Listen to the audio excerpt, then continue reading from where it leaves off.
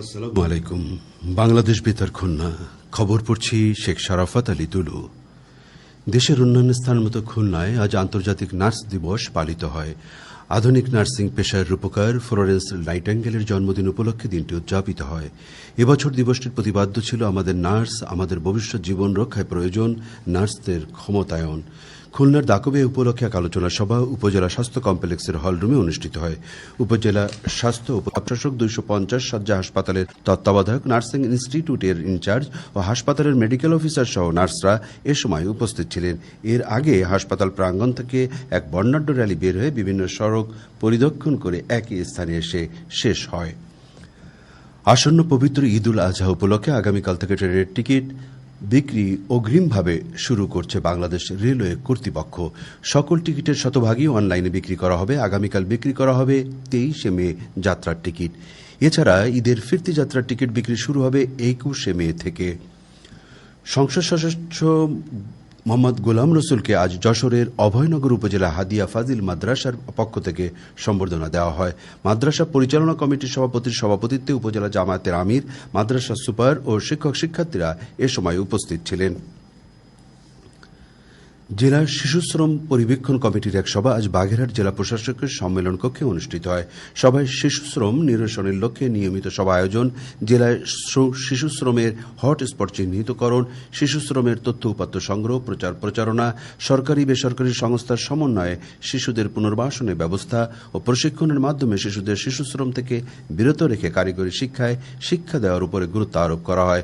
জেলা প্রশাসক মোহাম্মদ বাতেন এর সভাপতিত্বে খুলনা কলকারখানা ও প্রতিষ্ঠান পরিদর্শন অধিদপ্তরের উপমহাপরিদর্শক, জেলা তথ্য অফিসের উপপরিচালক, খুলনা কলকারখানা ও প্রতিষ্ঠান পরিদর্শন দপ্তরের সহকারী মহাপরিদর্শক, জেলা শিক্ষা অফিসার, বিভাগীয় শ্রম অধিদপ্তরের সহকারী পরিচালক, জেলা সমাজসেবা অধিদপ্তর, ওয়ার্ল্ড ভিশন, সুশীলন ও ট্রাক শ্রমিক ইউনিয়নের প্রতিনিধিরা এ সময় উপস্থিত ছিলেন।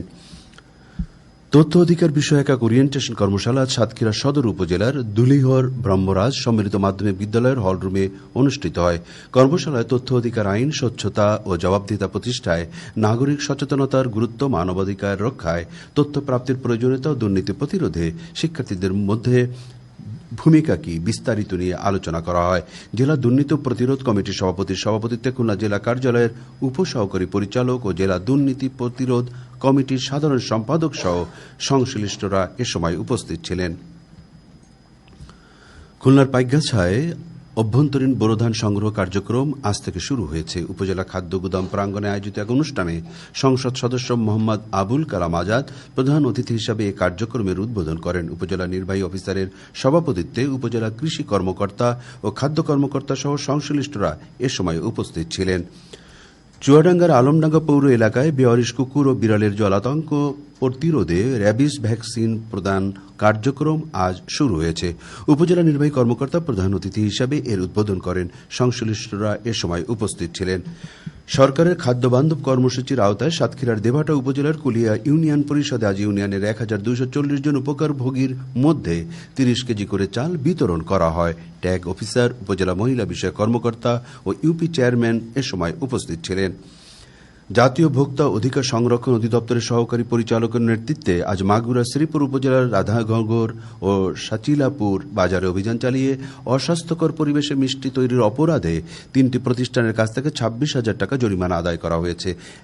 এদিকে একই অধিদপ্তরের সহকারী পরিচালকের নেতৃত্বে আজ চুয়াডাঙ্গার দামুহ্রদা উপজেলার একটি ফিলিং স্টেশনে অভিযান চালিয়ে ওজনে জ্বালানি তেল কম দেওয়ায় 30,000 টাকা জরিমানা আদায় করা হয়েছে। খেলার খবর ফুটবল। মাগুরার শালিকা উপজেলার তালখড়ি স্কুল মাঠে ইউনিয়ন কাপ ফুটবল টুর্নামেন্টের আজকের খেলায় তালখড়ি ইউনিয়ন টাইব্রেকারে 2-1 গোলে শতখালী ইউনিয়নকে পরাজিত করেছে। সবশেষে আবহাওয়া। আজ রাত 1টা পর্যন্ত আবহাওয়ার পূর্বাভাসে বলা হয়েছে রাজশাহী, রংপুর, দিনাজপুর, পাবনা, টাঙ্গাইল, ময়মনসিংহ, ঢাকা ও কুমিল্লা অঞ্চলে পশ্চিম উত্তর পশ্চিম দিক থেকে অস্থায়ীভাবে ঘণ্টায় 45 থেকে 60 কিলোমিটার বেগে দমকা থেকে ঝোড়ো হাওয়া বয়ে যেতে পারে। সেই সঙ্গে বৃষ্টি অথবা বজ্রসহ বৃষ্টিপাতের সম্ভাবনা রয়েছে। এসব এলাকা নদীবন্দর সমূহকে 1 নম্বর সতর্ক সংকেত দেখাতে বলা হয়েছে। খবর শেষ হলো। আমাদের পরবর্তী খবর প্রচারিত হবে আগামীকাল সকাল 8টা 10 মিনিটে বাংলায়।